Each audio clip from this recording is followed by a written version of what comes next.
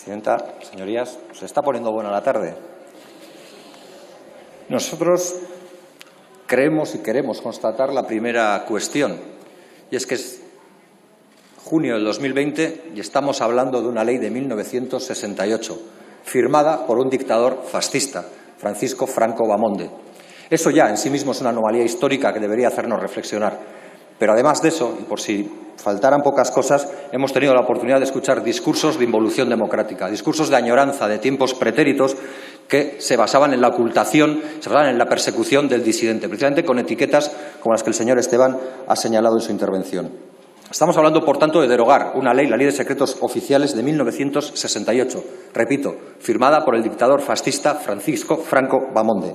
Esa misma ley no establecía plazo alguno y no establecía plazo alguno para la desclasificación de los papeles y dejaba al arbitrio de la autoridad política o militar el poder hacerlo en algún momento. Ya que la autoridad militar tuviera algún tipo de fundamento en 1968 podía ser cuestionable, pero una dictadura, pero que en el 2020 siga teniendo ese papel también dice bastante de la eficiencia y de la calidad democrática del Estado español o del camino que le queda por recorrer para poder señalarse, como hacen a menudo, y en esto no se diferencian la mayoría de partidos políticos, como una democracia plena y de derecho. Solo se desclasifican en momentos puntuales y poco relevantes. Y algunos ejemplos ha habido a lo largo de la historia, siempre con una utilidad política finalista, siempre con una lectura parcial de los papeles a desclasificar. Podríamos hablar de los papeles del 11M, podríamos hablar de cómo en una semana se desclasificaron papeles, unos pocos, para intentar afianzar una teoría absolutamente espuria y falsa con la que había sido ETA la autora de los atentados del 11M. Para eso no hubo que esperar mucho tiempo, para eso no hubo una clasificación permanente, para eso hubo intencionalidad política. Pero podríamos hablar también de por qué se esconden esos papeles. ¿Qué democracia necesita esconderse de los ciudadanos? ¿Qué democracia interpreta la defensa de los ciudadanos y ciudadanas como una obligación que les impide decirles la verdad? Creo que alguien que fue ministro en el Estado español, alguien que falleció hace no mucho tiempo, decía que la gente se merece un gobierno que no les mienta. Nosotros exhortamos al actual gobierno a que cumpla esa frase, a que no les mienta, porque una manera de mentir es ocultar la verdad. Una manera de mentir es no decir qué pasó con la guerra sucia, qué había detrás del plan Zen que se aplicó en la guerra sucia contra Euskal Herria, qué existía detrás de los GAL, por qué solo se juzgaron unos pocos asuntos en relación con los GAL que tenían que ver con Lasa y Zabala y que tienen que ver con la desclasificación de unos papeles que a instancia judicial y tras una filtración de una persona que fue condenada por un tribunal militar a 7 años, el señor Perote pudo dar lugar a la causa y al juicio. ¿Por qué siguen sin esclarecerse todos esos crímenes en Euskal Herria o en el territorio de Euskal Herria? Pero tendríamos que hablar también de la memoria histórica y tendríamos que hablar de qué ha hecho el Estado español desde el 36 hasta ahora, que es tan impúdico como para que vea la luz, que es tan peligroso para la defensa del ideal perpetuo, como una llama del Estado español, para que no pueda conocerse. Eso es todo lo que hay detrás. Y habría que hablar, claro que sí, del 23F. Habría que hablar de los elefantes blancos. ¿Por qué no? Si en esta Cámara se ha hablado de elefantes muchas veces para hablar de una lectura política que hacía el Partido Demócrata con lo del elefante y la habitación, pues hablemos del elefante blanco y hablemos del recuerdo permanente de los tiros en la cúpula de esta Cámara y veamos qué había detrás. ¿Por qué tenemos miedo a eso? ¿Por qué creemos que la ciudadanía es menor de edad para entender qué es lo que realmente ha tenido que hacer el Estado para guardarse, no se sabe muy bien de qué y de quién y sobre todo cómo? Se dice también que el pueblo que no conoce su historia está condenado a repetirla. Y una manera de que no conozcan su historia es manteniendo clasificados los secretos del Estado.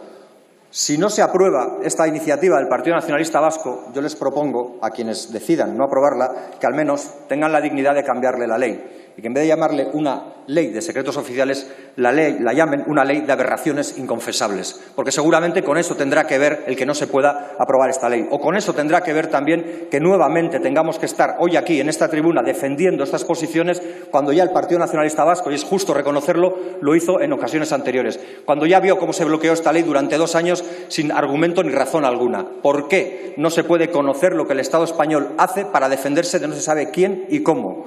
¿Qué tienen que esconder? Termino ya con una cuestión. Si no lo hacen por los proponentes, no lo hacen por los socios sociocomunistas o rojoseparatistas, para mí es un orgullo ser calificado así, háganlo siquiera por la gente que reclama verdad, justicia y reparación.